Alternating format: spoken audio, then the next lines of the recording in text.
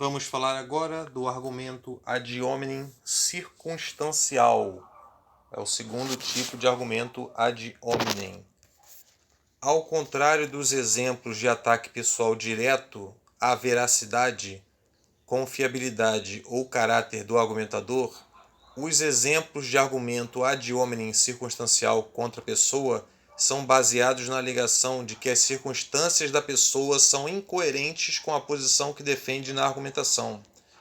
Esse tipo de argumento é mais sutil porque usa a alegação de incoerência como prova de que o argumentador criticado pode ser um mentiroso ou um hipócrita, ou até mesmo de uma incompetência lógica que não consegue acompanhar os próprios argumentos. Esse aqui se parece com o argumento da retorção, ou lembra alguma coisa do argumento da retorção. Essa forma de ataque é extremamente eficaz no debate político, porque sugere que a pessoa atacada não segue na própria conduta os princípios que defende para os outros. Ou seja, quem não pratica o que prega não é uma pessoa digna de atenção e não pode ser levada a sério. Na verdade, a pessoa pode fumar e mesmo sabendo que o fumo causa câncer de pulmão, ela pode dizer para outra: não fume, pois o fumo é prejudicial à sua saúde. Isso não tem nada a ver uma coisa com a outra. O que caracteriza esse tipo de argumento contra a pessoa é a menção a uma incoerência entre o argumento e as circunstâncias pessoais de quem o defende. Os ataques pessoais não envolvem nenhuma alegação de incoerência, em alguns casos. Nos exemplos abaixo, ocorre a tentativa de refutar o argumento do oponente através da menção a uma incoerência entre suas proposições e suas circunstâncias pessoais. O argumento ad hominem circunstancial é uma crítica pessoal à relação supostamente incoerente entre o argumento e as práticas pessoais, à posição ou à situação da pessoa que o defende.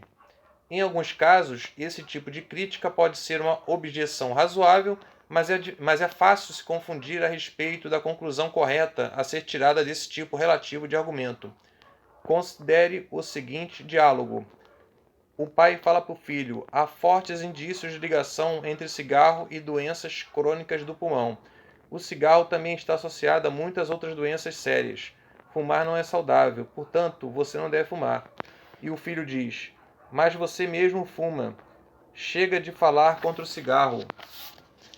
É possível que, neste caso, o pai tenha razão ao argumentar que fumar não é saudável, porque provoca doenças no pulmão.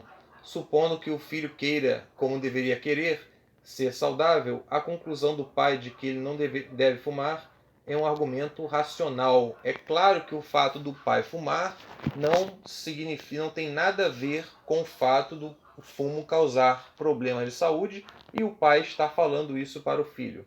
O filho nem mesmo tentou pôr em dúvida ou refutar o argumento do pai, e por isso pode ter sido muito apressado em rejeitá-lo. Por outro lado, o filho parece ter um argumento que vale a pena considerar. O pai fuma e admite o fato.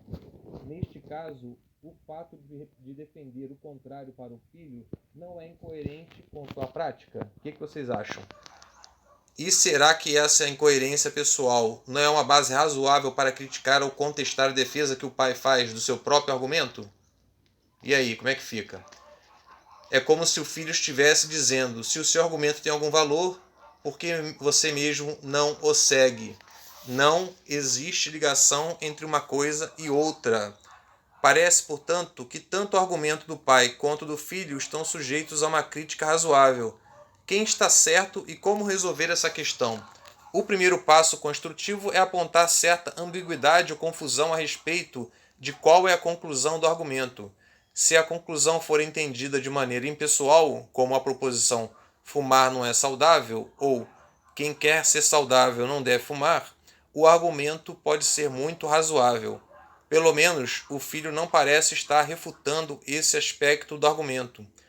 Mas, se a conclusão for tomada de maneira pessoal, como se o pai dissesse: parar de fumar é uma atitude que defendo como política de boa conduta pessoal, então o argumento ficará sujeito a críticas. Em termos absolutos, o argumento é razoável, mas, em termos relativos, ele apresenta dificuldades. Quando o pai se coloca no meio da situação, aí fica difícil para o pai sustentar o que ele está querendo dizer. Mas se ele for apenas um porta-voz da ciência e disser o fumo faz mal, não há nenhum problema em relação a ele fumar, tá certo? O problema aqui é determinar até que ponto a informação contextual deve fazer parte do argumento. Será que o fato de o pai fumar deve ser incluído entre as proposições que compõem o argumento? E aí? Se deve, será que suas ações o comprometem pessoalmente com a prática de fumar? Se isso for verdade, há uma incoerência ou pelo menos um pressuposto plausível que leva à incoerência. Vamos supor que o pai queira ser saudável. Se quem pretende ser saudável não deve fumar, segue-se que o pai não deve fumar. Mas ele fuma. Se esse fato indica um comprometimento com a prática de fumar, então para ele é certo fumar. Mas isso não é coerente com a afirmação de que ele não deve fumar. A questão básica é saber se as ações falam mais alto do que as palavras, ou ao menos tão alto quanto elas. Se falam, então o filho tem um bom argumento. As palavras do pai vão na contramão de suas ações.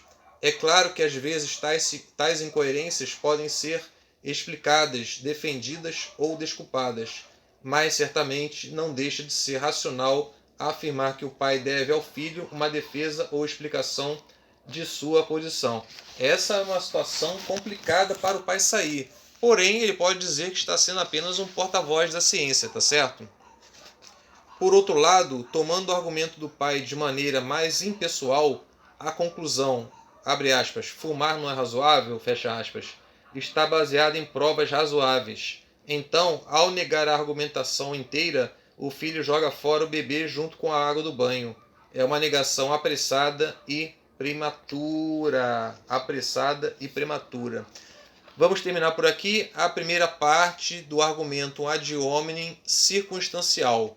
Vamos falar na segunda parte mais um pouco sobre este argumento. Até a próxima.